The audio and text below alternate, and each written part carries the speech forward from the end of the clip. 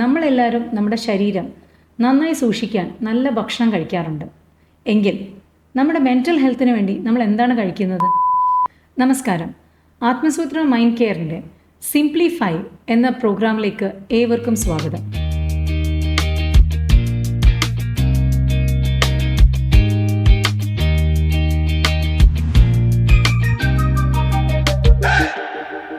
Mental health എല്ലാ കാലഘട്ടത്തിലും important ആണ്.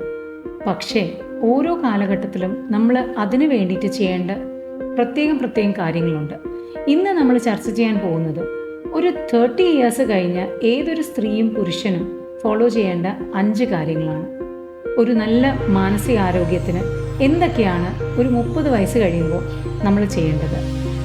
ടിപ്പ് നമ്പർ 1, നമ്മളെല്ലാവരും നമ്മുടെ ശരീരം നന്നായി സൂക്ഷിക്കാൻ നല്ല ഭക്ഷണം കഴിക്കാറുണ്ട്.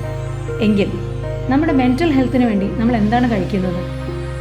നമ്മളൊരു 30 വയസ്സ് കഴിയുമ്പോഴത്തേക്കും നമുക്ക് നമ്മുടെ ശരീരത്തിന് പ്രോട്ടീൻ ആവശ്യമുള്ളതുപോലെ നമ്മുടെ മനസ്സിന് ഒമേഗ 3, വിറ്റാമിൻ ഡി, മഗ്നീഷ്യം എന്നീ മൾട്ടി വിറ്റാമിൻസ് ആവശ്യമുണ്ട്.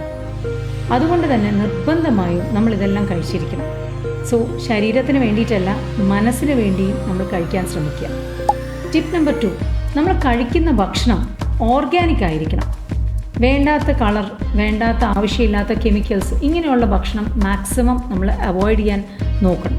അതിനോടൊപ്പം തന്നെ നമ്മുടെ ശരീരത്തിന് ബ്രേക്ക് കൊടുക്കുന്ന പോലെ നമ്മുടെ മനസ്സിനും ബ്രേക്ക് കൊടുക്കണം. അതാണ് ഏറ്റവും ഇമ്പോർട്ടൻ്റ് ആയിട്ടുള്ള ടിപ്പ് നമ്പർ 3. നമ്മൾ എപ്പോഴും മൊബൈലും TV സ്ക്രീൻസും വർക്കിനെ പറ്റിയിട്ടും സ്ട്രെസ്സിനെ പറ്റി ആലോചിക്കാതെ ഇടയ്ക്ക് നമുക്ക് ഇഷ്ടമുള്ള എന്തെങ്കിലും ഒരു ആക്ടിവിറ്റി ചെയ്യാം. അത് നമുക്ക് വായനയായിരിക്കാം, ചിലപ്പോൾ ഒന്ന് നടക്കാൻ പോകുന്നതായിരിക്കാം, ചിലപ്പോൾ ഇതെല്ലാം മാറ്റിവെച്ച് ഒന്ന് പ്രകൃതിയിൽ പോയിരുന്ന് ഒരു മെഡിറ്റേഷനോ അല്ലെങ്കിൽ ഒരു ബ്രീത്തിങ് എക്സസൈസോ യോഗയോ അല്ലെങ്കിൽ ഡാൻസിങ്ങോ അല്ലെങ്കിൽ ജിമ്മിൽ പോകുന്നതോ എന്ത് വേണമെങ്കിലാവാം. നമുക്ക് ഓരോരുത്തർക്കും ഓരോ ഇഷ്ടങ്ങളാണ്. അപ്പോൾ നമ്മളുടെ ഇഷ്ടം അനുസരിച്ച് നമ്മൾ ഇടയ്ക്ക് മൈൻഡിന് ബ്രേക്ക് കൊടുത്ത് അതിനിഷ്ടമുള്ള കാര്യങ്ങളും കൂടെ ചെയ്ത് മൈൻഡിനെ ഹാപ്പി ആക്കി വയ്ക്കുക. നമ്മുടെ ശരീരം ഒരു 30 വയസ്സ് കഴിയുമ്പോൾ നമ്മൾ വ്യായാമം ചെയ്ത് കാത്തു സൂക്ഷിക്കുന്ന പോലെ തന്നെ ഏറ്റവും അധികം ഇമ്പോർട്ടൻ്റ് ആണ് മാനസിക ആരോഗ്യത്തിന് വേണ്ടി വ്യായാമം ചെയ്യാമെന്നത്. നിർബന്ധമായും ആഴ്ചയിൽ 3 ദിവസമെങ്കിലും നമ്മൾ നല്ല ഒരു എക്സസൈസ് റൂട്ടീൻ സെറ്റ് ചെയ്യണം. അതാണ് ടിപ്പ് നമ്പർ 4. നമ്മളുടെ ശരീരത്തിന് വേണ്ടി മാത്രമല്ല, മനസ്സിന് വേണ്ടിയും നമ്മൾ എക്സസൈസ് ചെയ്യണം. പ്രായം കൂടുന്ന അനുസരിച്ച് നമ്മളുടെ ഹോർമോൺസ് ഏറ്റക്കുറച്ചിലുകളുണ്ടാവും. നമ്മുടെ ടെസ്റ്റോസ്റ്ററോണും ഈസ്ട്രോസ്റ്ററോണും ഒക്കെ താഴോട്ട് പോകാനുള്ള ചാൻസാണുള്ളത്. അപ്പോൾ അങ്ങനെയുള്ള സമയങ്ങളിൽ നമ്മൾ തീർച്ചയായും അതിന് വേണ്ടിയിട്ട് നമ്മൾ ഈ വർക്കൗട്ട് ചെയ്യുന്നതിനോടൊപ്പം നല്ല ഭക്ഷണം കഴിക്കുക, നന്നായി ഉറങ്ങുക. നമ്മൾ നല്ലൊരു ഹെൽത്തി ഫിറ്റ്നസ് റുട്ടീൻ ഫോളോ ചെയ്യുകയാണെങ്കിൽ നമ്മളുടെ ഹോർമോൺസ് ഒരു ലെവൽ വരെ നമുക്ക് കൺട്രോൾ ചെയ്യാൻ പറ്റും. ഇനി അതിനുശേഷവും നമുക്കൊരു ഹോർമോണൽ ഇംബാലൻസ് ഉണ്ടെന്ന് തോന്നുകയാണെങ്കിൽ തീർച്ചയായും ഒരു മെഡിക്കൽ എക്സ്പേർട്ടിൻ്റെ അടുത്ത് പോയിട്ട് ഒരു ഒപ്പീനിയൻ എടുക്കുന്നത് നല്ലതാണ്. ഒരു ഓൾട്ടർനേറ്റീവ് മെഡിക്കൽ ചെക്കപ്പ് എപ്പോഴും നമ്മൾ പോസിറ്റീവായിട്ട് തന്നെ വയ്ക്കും. നമ്മളൊരു നല്ല ഫിറ്റ്നസ് റുട്ടീൻ മെയിൻറ്റെയിൻ ചെയ്യുന്ന പോലെ തന്നെ നമ്മളൊരു മെൻ്റൽ റുട്ടീനും മെയിൻറ്റെയിൻ ചെയ്യണം.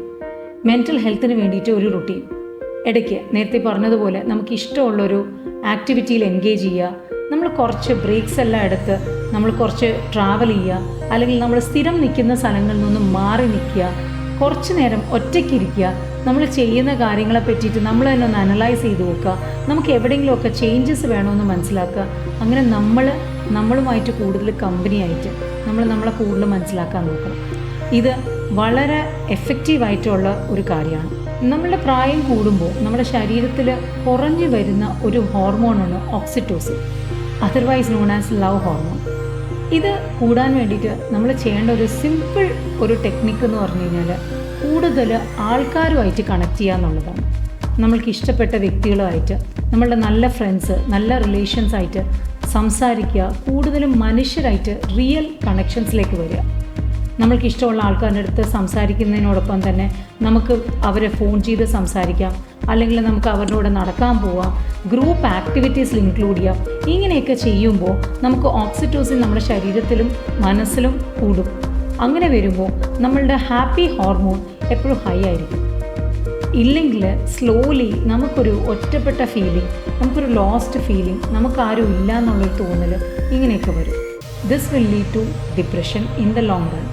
സോ ഈ പറഞ്ഞ ടിപ്സ് എല്ലാം ഫോളോ ചെയ്ത് ഇത് കേട്ടുകൊണ്ടിരിക്കുന്ന എല്ലാവർക്കും നല്ലൊരു ശാരീരിക ആരോഗ്യവും മാനസിക ആരോഗ്യവും കിട്ടട്ടെ എന്ന് ആശംസിച്ചുകൊണ്ട് തൽക്കാലം വിടവാങ്ങുന്നു. നിങ്ങൾക്കൊപ്പം Sindhu Nandakumar, consultant psychotherapist at Athmasutra mind care. Thank U.